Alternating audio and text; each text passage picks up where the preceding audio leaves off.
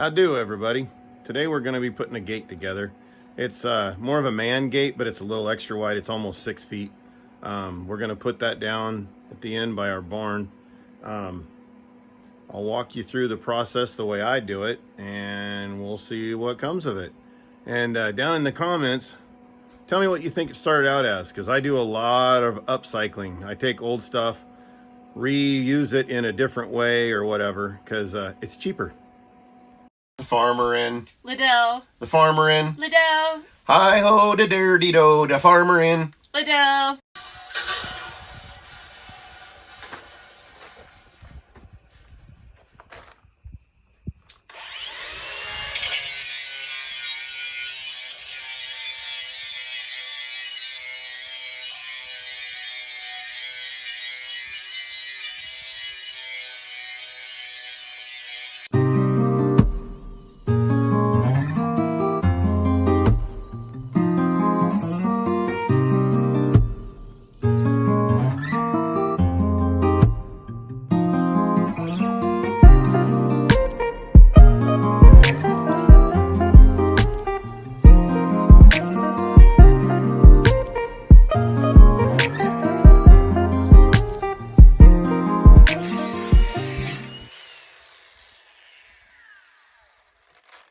Alright, that was a little long and tedious and sort of boring, but you don't really want to be breathing the galvanized. When you weld on it, it turns into a gas and it's not good for you.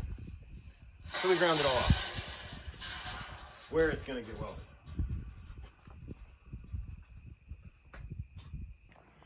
So each one of these spots right here is where this is going to line up.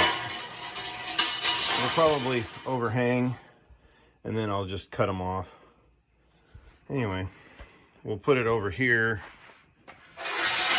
and line it up down at this bottom end,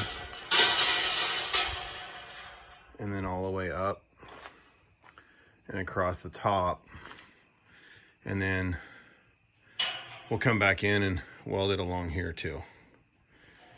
More or less everywhere is going to be a tack. It's just got to get enough stuck to it so that the animals can't shove it off, but we're going to put it on the inside so that way they're pushing against it versus trying to shove it off. We'll be right back.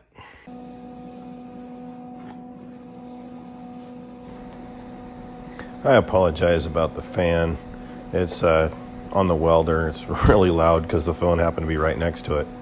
But for the area I had to work in, it pretty much had to be that way. So I'm trying to get this thing lined up. The most important tack really is the first one. So we're going to try and get that first corner set up. And then after that, it's pretty much just trying to keep it from getting warped.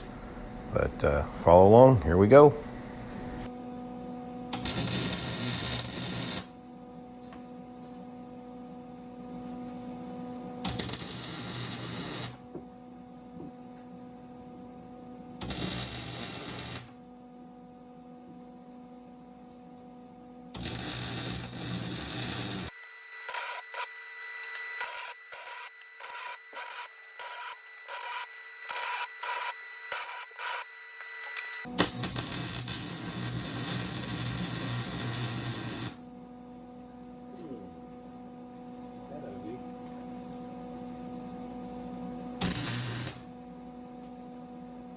Part of the problem with having it galvanized on the fence part is that it's going to create some porosity too, which is like bubbles and impurities.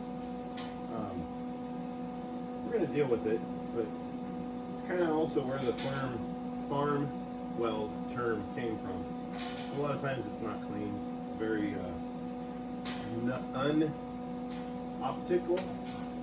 optimal, non-optimal. Anyway, we're gonna have to grind some of those back out.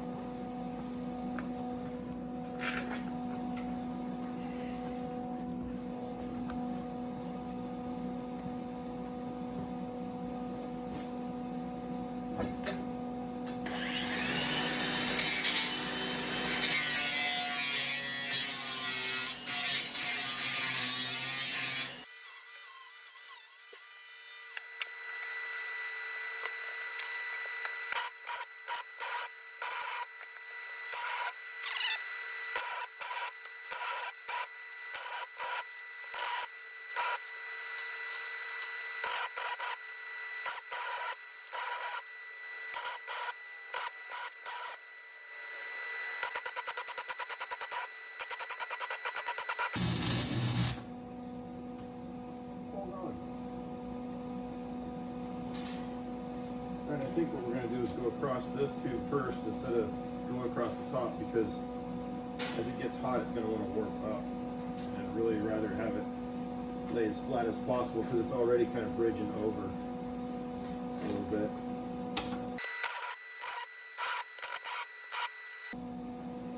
Got a little bit of sawdust down here that's smoking. Keep an eye on it.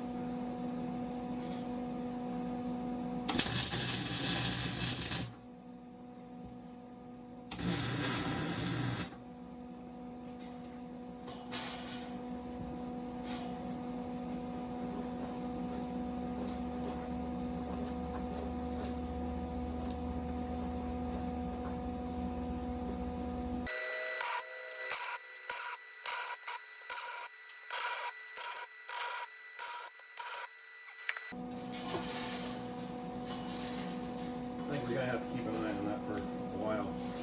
We like to say we've got dirt around here, but there's an awful lot of organic material in it, so there might be a little highly processed hay just about everywhere, because this is a cattle ranch.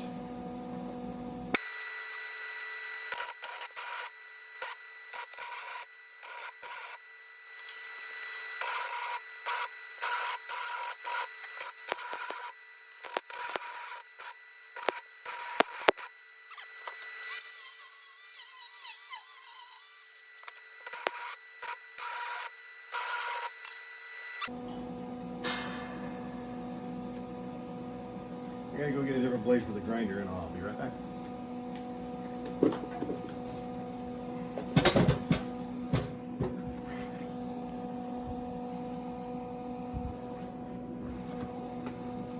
Alright, we got a really thin one on here now. More of a cutoff wheel.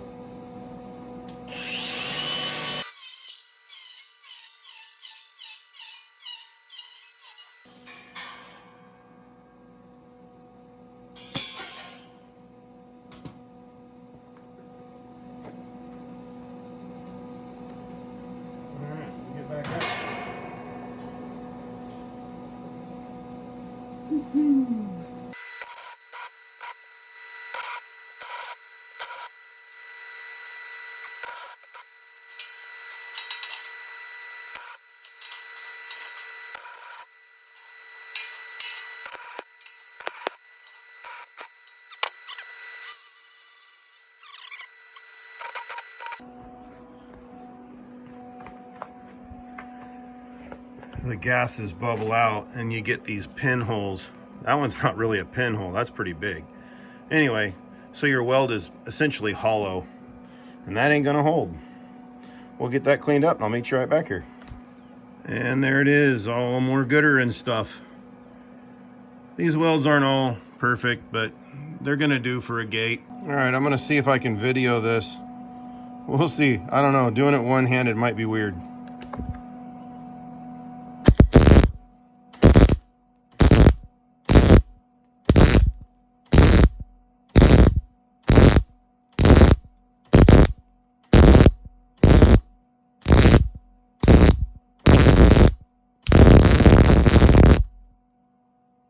And there you go.